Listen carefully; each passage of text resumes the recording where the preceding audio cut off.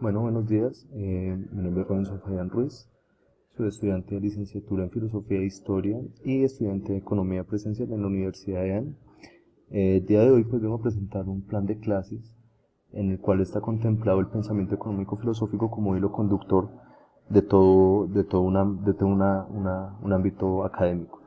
Entonces digamos que para empezar, para dar la introducción, es menester tener en cuenta que la economía es una ciencia moderna. Digamos que nace a mediados del siglo XVIII con Adam Smith. Sin embargo, hablamos de economía desde muchísimo antes. ¿Por qué? Porque la economía, al igual que la filosofía, ha sido construcciones a medida del tiempo. Entonces, digamos que encontrar esos puntos de inflexión entre la economía y la filosofía va a ser muy importante para nosotros, sobre todo en la parte del pensamiento económico. Por eso, pues el título de la clase va a ser este. Empezamos pues lógicamente con las escuelas del pensamiento antiguo. Esta se divide en dos fundamentales, que va a ser la era helénica, que va a ser lógicamente toda la época de los griegos, comenzando con Tales de Mileto y terminando lógicamente con la escuela de Aristóteles. ¿Qué vamos a contemplar acá? Vamos a contemplar cómo era la división del Estado para los griegos, qué importancia tenía la administración de la casa, de dónde viene la etimología de economía y todo el pensamiento económico alrededor de la construcción de un Estado. Seguimos lógicamente con lo que va a ser la Edad Media. En la Edad Media vamos a tomar puntos muy claves como lo son la caída del Imperio Romano, la contemplación de un nuevo sistema económico que va a ser el sistema feudal.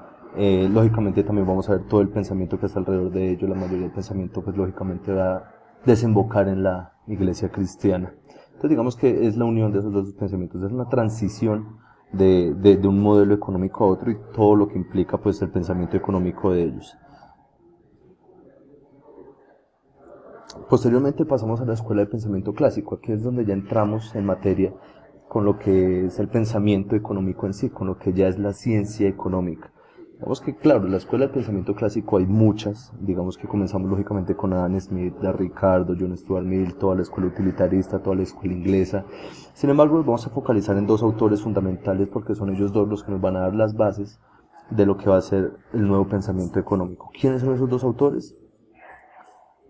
El primero, lógicamente, va a ser Adam Smith, padre de la economía, toda su teoría sobre el trabajo, los precios, la mano invisible. La idea en la clase no es solo tomar el libro base de la economía, que es la riqueza de las naciones, sino también es tratar de mirar cómo influye filosóficamente Hume en su pensamiento. Y eso lo hemos reflejado en su ensayo sobre los sentimientos morales. Digamos que hay una gran influencia del empirismo inglés. Para Adam Smith, que es un británico, va a ser fundamental el pensamiento ético. Por eso el comportamiento individual va a ser lo que va a forjar la economía en general.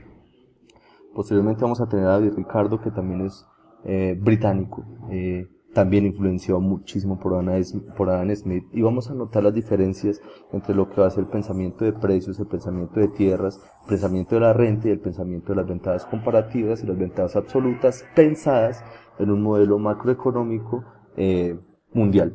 ¿Sí? Con David Ricardo la teoría va a cambiar un poco. Entonces vamos a ver estos dos autores fundamentalmente en la escuela clásica. ¿Por qué? Porque estos dos nomás. Porque ellos dos son los que van a dar las bases totales a lo que va a ser la economía moderna. Porque todos los autores modernos, llámese Walras, llámese Mankiw, llámese Blanchard, llámese como se llame, van a tomar las bases teóricas de ellos dos, que son los que dan paso a lo que conocemos hoy como la ciencia económica. Por último, el último tema de este ciclo de pensamiento económico va a ser la macroeconomía contemporánea. ¿Por qué la macroeconomía? Porque las decisiones macroeconómicas van a ser fundamentales en una época moderna de economía. Tengamos en cuenta, por ejemplo, que durante la Guerra Fría hubo un gran enfrentamiento ideológico de modelos económicos, y por eso vamos a tomar a dos pensadores fundamentales. No nos vamos a enfocar, digamos, lógico, vamos a dejar detrás a lo que es Karl Marx, a lo que es Max Weber, a la escuela historicista alemana, pero vamos a tomar a dos escuelas fundamentales. Una, que es la primera con la que empezamos, que es la escuela keynesiana, John Maynard Keynes, el primer autor grande de la macroeconomía. ¿Por qué es tan importante mirar a Keynes? Porque primero Keynes tiene postulados filosóficos en tanto la ética del consumo, en tanto la moral del consumo y todo este tipo de condiciones individuales que se traducen de una manera fundamental en la macroeconomía que conocemos hoy en día. Digamos que Keynes va a ser fundamental en el modelo económico capitalista porque con las teorías de él es que eh, después de la Segunda Guerra Mundial se empieza a instaurar el capitalismo como fundamento principal o modelo principal de la mayoría de los países, como con su teoría de la demanda agregada que aparece en 1936 de la mano de su libro de la teoría general.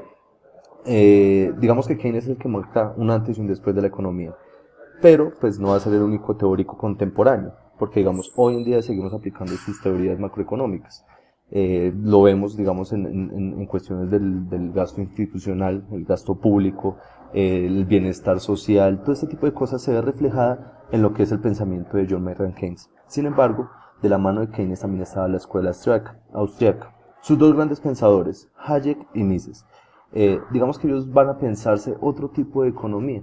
Ya no es una economía tan matemática, tan fuerte en el cálculo, sino que va a ser más bien una economía pensada a través de lo ético, de la praxis, de la práctica económica. Digamos, los postulados macroeconómicos de ellos, si bien toman base lo que es el pensamiento keynesiano, toman base lo que es el pensamiento ricardiano y Smith, le intentan quitar un poco la teoría matemática a la economía y tratan de implementarlo más como una economía institucional.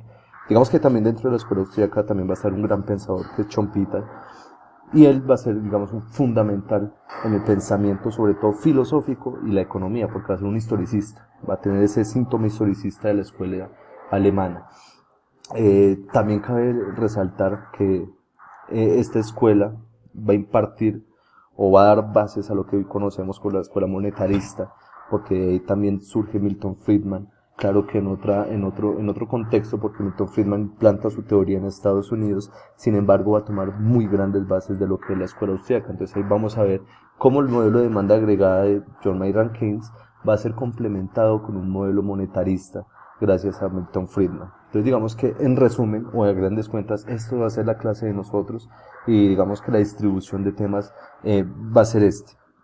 No podemos olvidar que la base fundamental es el pensamiento económico filosófico, no podemos separar la una de la otra.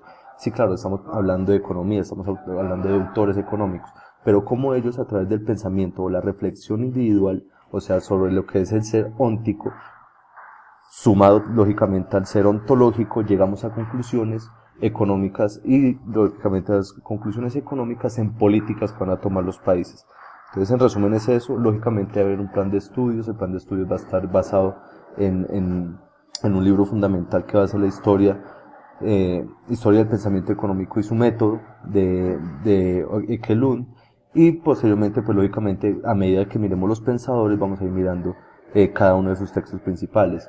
Ya mencionamos el de Keynes, que es la teoría general, Mises, la teoría de los precios, vamos a mirar con Aristóteles, con Platón, lo que es la república y la política, vamos a mirar, digamos, todos los textos de la Edad Media, sobre todo históricos, y lógicamente vamos a mirar lo que es la riqueza de las naciones con Smith, vamos a hablar de la teoría general de David Ricardo, y cada una de estas cosas va a contemplar todo lo que vamos a mirar durante el ciclo académico. Y pues nada, en resumen eso es lo que se tiene pensado para esta clase. Agradezco mucho su atención y espero que sea de gran ayuda este hilo conductor.